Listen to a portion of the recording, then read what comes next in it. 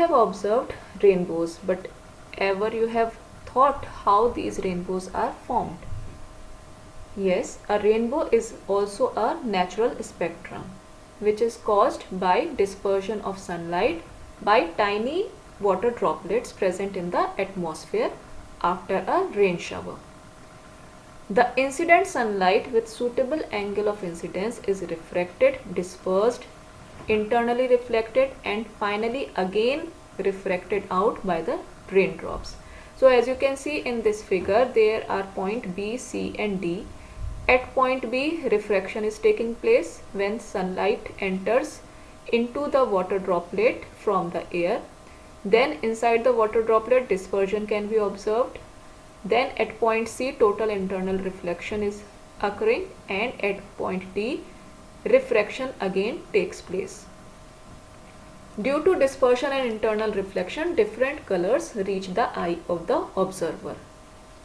A prerequisite condition for rainbow to form is a rainbow is always formed in a direction opposite to that of sun. Let us now see an animation which shows how rainbow is Rainbows formed. are one of the most beautiful sights in nature, and we usually see it on a rainy day. But you will be surprised to know that you can even see it on sunny days if you're near waterfalls or fountains. So what is really required for the rainbow to be formed? The two things that are required for the rainbow to appear are white light and tiny water droplets. The latter is quite important for its formation. In the rainy season, many water droplets are present in our atmosphere, and hence we mostly see the rainbow in this season. Okay, so how do these two combine together to form a rainbow? Well, the formation of the rainbow results from the simplest of optical phenomena known as refraction and total internal reflection. Yes, among these two, we know quite a lot about refraction of light. Okay, so let's see how sunlight and droplets interact with each other. First of all, suppose that we're looking up at a rainbow from some point on the surface of the earth. We see the colors of a rainbow in order: red, orange, yellow, green, blue, indigo and violet from top to bottom. We might not be able to see indigo that well because our eyes are not quite sensitive to that color. Now, as I told you, rainbows during the rainy season are formed due to the presence of water droplets in the atmosphere. There are many of these where a rainbow is formed. Say we are only looking at the red part of the rainbow. The simple reason that we're able to see anything around us is because the light from that particular object is traveling to our eyes. Similarly, the red light from the upper part of the rainbow is traveling to our eyes, enabling us to see it. But where is this red light coming from? In order to understand this, let's consider a single water droplet from this red region and suppose the white sunlight is incident at this point on it. The angle at which the light is incident is very important, and I will tell you why in a little while. It will reflect some of the light at the boundary and refract some of it. The reflected light is white light again, and it's going away from our eyes. So we ignore this as this light does not help in forming rainbows. But we know that the white light of sun is composed of 7 primary colors.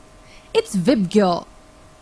And we also know that the prism will break this white light into its constituent colors when allowed to pass through it. A water droplet behaves exactly like a prism. It disperses the white sunlight at the entry point. What happens next? This dispersed light falls onto the rear side of the droplet, and each light color is again refracted by different angles. But wait a moment. Look at this point.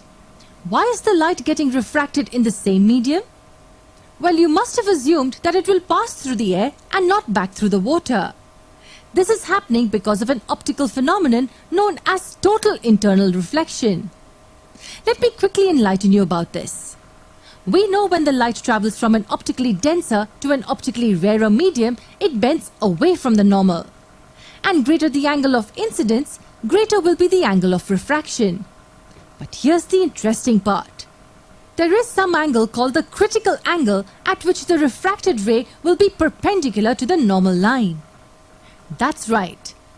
At this angle of incidence, we can see that the refracted ray is perpendicular to the normal.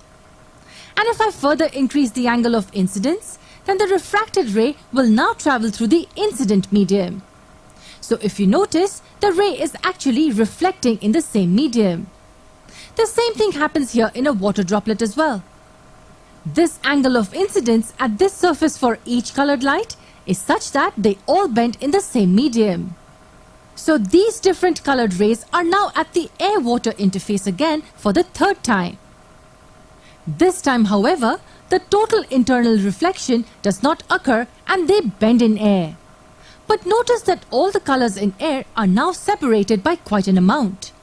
The three refractions create the larger gap between these colors. All the droplets in this red portion of the rainbow behave in the same way. But wait a moment. These droplets are refracting the light of all colors. Then why are we able to see only the red color in this region of the rainbow? This is because only the red color from this region reaches our eyes. All the other colors are refracted at such a large angle that they do not reach our eyes on the ground. Same thing happens for the remaining regions of a rainbow as well. For instance, droplets present in the violet region also send the light back in the same way. But only the violet color reaches us and the remaining colors are not visible. I hope that you now have a basic understanding of how a rainbow forms in the sky. We will come up with more interesting topics in our future videos. So don't forget to tune in.